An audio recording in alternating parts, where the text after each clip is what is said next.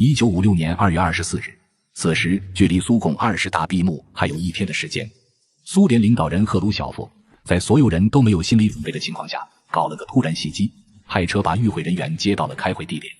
就在委员们还一脸懵逼之际，主席台上的赫鲁晓夫突然抛出了一个惊天大瓜，关于个人崇拜及其后果。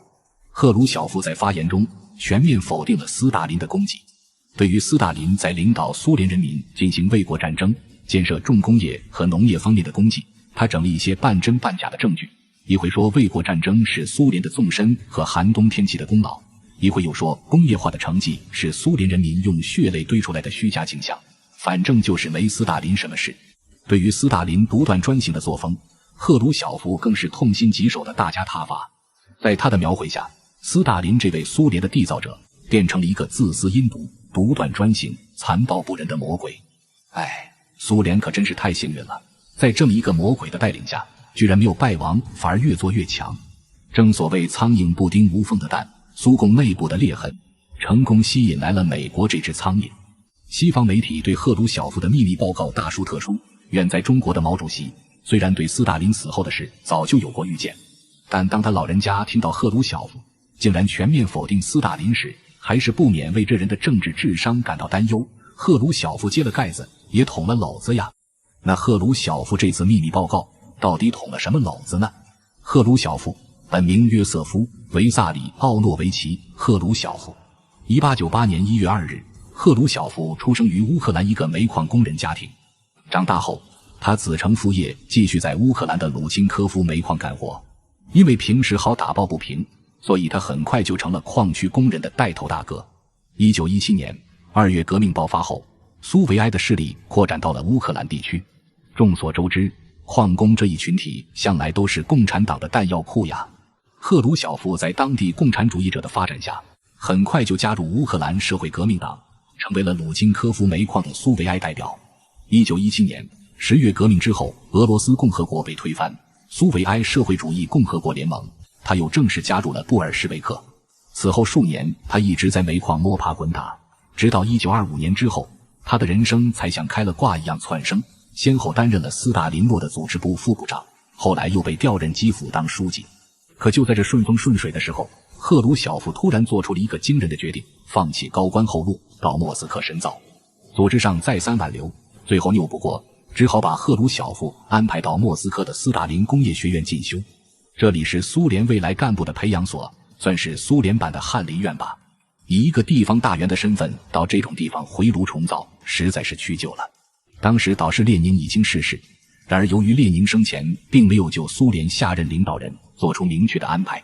所以前朝老臣托洛茨基、布哈林、加米涅夫和后起之秀斯大林之间就苏联最高权力宝座的归属争斗不休。这场王位之争波及甚广，朝野民间各派的支持者都被卷入了无休止的政治斗争中，而学院作为文化人的集中地，自然难以置身事外。当时斯大林工业学院主要被布哈林的支持者所把控，可赫鲁晓夫却是斯大林的狂热支持者。他凭借自己常年在地方上摸爬滚打学来的本事，很快就拉起了一支支持斯大林的队伍。学院里那些只会空喊口号的书生哪里是他的对手，很快就被打得落花流水。本来像这种胜利在当时的环境下只是大战一下的一场小胜仗而已，根本不会被上头领导看重。可赫鲁晓夫的运气很好，当时斯大林的妻子阿利卢耶娃正隐姓埋名在莫斯科工业学院进修。赫鲁晓夫的英勇事迹被他一丝不落地传到了斯大林耳中，赫鲁晓夫也因此减在地心。斯大林掌权之后，赫鲁晓夫得到大力提拔，一跃而成为莫斯科的区党委书记，后来又被提拔为莫斯科党委的第二书记。当时的党委第一书记是斯大林的心腹卡冈诺维奇，这人同时也是赫鲁晓夫的伯乐。赫鲁晓夫当初之所以能在乌克兰步步高升，背后就是卡冈诺维奇的提携。斯大林掌权后，列宁时期的新经济政策被放弃，取而代之的是斯大林模式。当时苏联内忧外患群狼环伺，斯大林必须要在短时间内把苏联打造成一个世界工业强国，为此各种项目就难免要大赶快上，只争朝夕。而赫鲁晓夫跟卡冈诺维奇这对卧龙凤雏就是斯大林的坚定支持者。1934年，他们所主持的莫斯科地铁为了响应斯大林号召，急于求成，导致塌方事件。更令人不齿的是，卡冈诺维奇和赫鲁晓夫在地铁事件中逼迫工人24小时连轴转的风格，就连西方资本家看了也要自愧不如。可斯大林却对这种为达目的不择手段的酷吏风格甚为赞赏。事后非但没有追究责任，还给赫鲁晓夫赏了一枚列宁勋章。1934年是两人在政治上最后的蜜月期，不久之后，两个人在政见上的分歧就慢慢显露出来了。自此之后，赫鲁晓夫开始跟斯大林貌合神离，因为就在那一年，斯大林发动了骇人听闻的大清洗事件。在此之前，赫鲁晓夫本来觉得自己已经够狠的了，可斯大林在大清洗中却用行动明明白白给他上了一课，没有最狠，只有更狠。大清洗的缘由还得追溯到2年前的乌克兰大饥荒中去。当时斯大林为了搞工业化，把苏联境内所有分散的农户都集中起来办起了集体农庄。明面上的原因是为了公平，可实际上就是想用这种官办农庄来薅农民的羊毛，用他们的粮食来换取工业化所需的资金。前面说过，当时的氛围就是大干快上，在这种情况下很容易就会把农民给薅出血来。1932年的时候，号称欧洲粮仓的乌克兰爆发了大饥荒，饿死人数高达700余万。这就给政敌们攻击斯大林留下了把柄，比如夺嫡失败的布哈林就公开指责斯大林的农业集体化政策不对。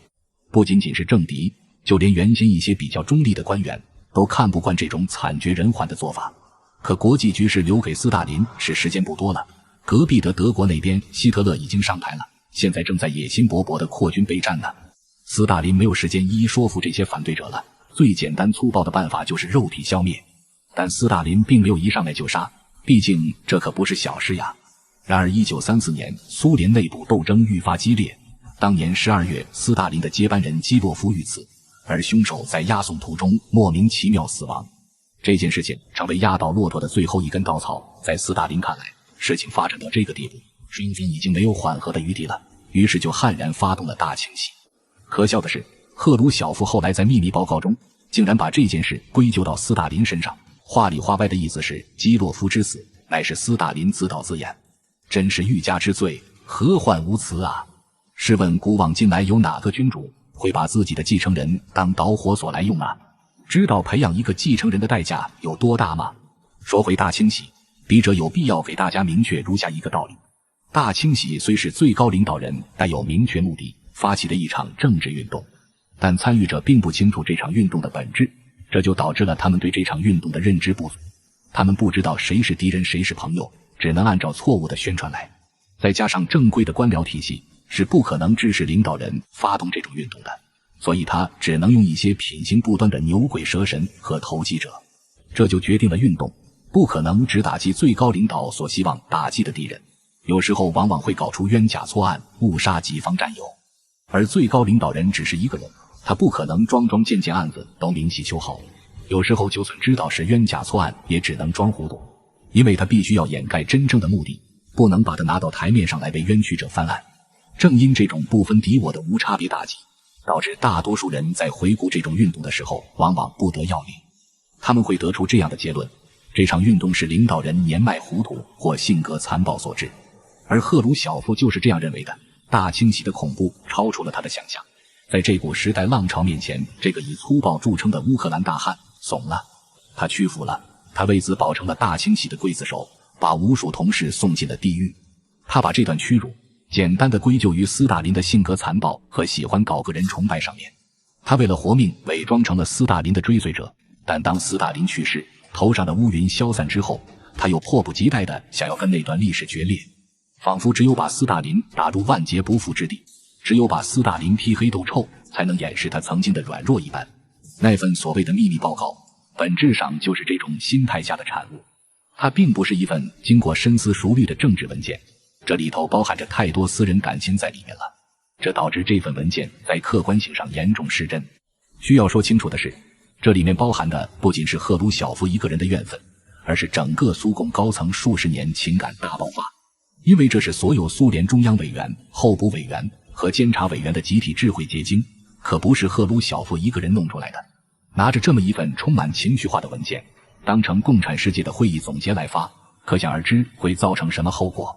共产主义阵营就是以意识形态凝结起来的。你突然说那个领导社会主义运动30年的英雄是个卑鄙无耻的人，你这是置社会主义于何地？又置你苏联自身于何地？斯大林如果是恶魔，那苏联又是什么？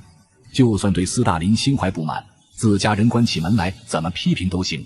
可把这事拿到大庭广众之下是什么意思？难道是要让大家同情你们吗？好歹都是当官做宰的人物，怎么能这么感情用事呢？果不其然，这个秘密报告一出，马上就引起了轩然大波。虽然毛主席连出2篇雄文为斯大林辩白，可依旧无法阻止事态的进一步恶化。第一张倒下的多米诺骨牌是波兰第一书记贝鲁特。贝鲁特当时正在苏联疗养，看到赫鲁晓夫的杰作之后，直接给活活气死了。贝鲁特一死，波兰共产党群龙无首，牛鬼蛇神开始跳出来夺权。你们老大都说自己不是东西了，你们还坚持什么呢？赶紧下课吧！波兰的共产党员被赫鲁晓夫搞得怀疑人生，在反对势力的紧逼下一步步沦丧。赫鲁晓夫这才意识到事情的严重性，连夜飞到波兰去软硬兼施，在付出了极大的代价之后，才换来了反对派的妥协。当时东欧各国为了重蹈覆辙，都对这件事三缄其口，可赫鲁晓夫居然在广播上把这件事当成一件政绩大书特书。其他国家的牛鬼蛇神一看，会闹的孩子有奶吃啊！匈牙利的反对派有样学样，发起了夺权斗争，直接把当地的共产党给弄得解体了。赫鲁晓夫一看事态严重，又出了一记昏招，他居然直接派兵到匈牙利首都布达佩斯镇压了。匈牙利虽是苏联一员，但终究是个独立主权国家呀，你这样搞跟侵略有何区别？你到底是人类救星还是霸权主义？波匈事件之后，世界各国掀起了一轮又一轮的反苏高潮，共产主义的意识形态遭到了各国群众的普遍质疑。比如说美国共产党吧，当时美国麦卡锡主义横行，共产党员内史正转入地下艰苦抵抗，可苏联人这几记昏招一出，直接震碎三观，美共在绝望之下干脆缴枪投降了。其实当年苏联人正确的做法应该是给斯大林3七开，就说领袖晚年糊涂了，受小人蒙蔽才犯下大错，但斯大林同志出发点是好的，功绩也是不容磨灭的。这样一来既可以翻案，又不会造成思想动荡，岂不是两全其美？像赫鲁晓夫那样一竿子打死，实在是意气用事了。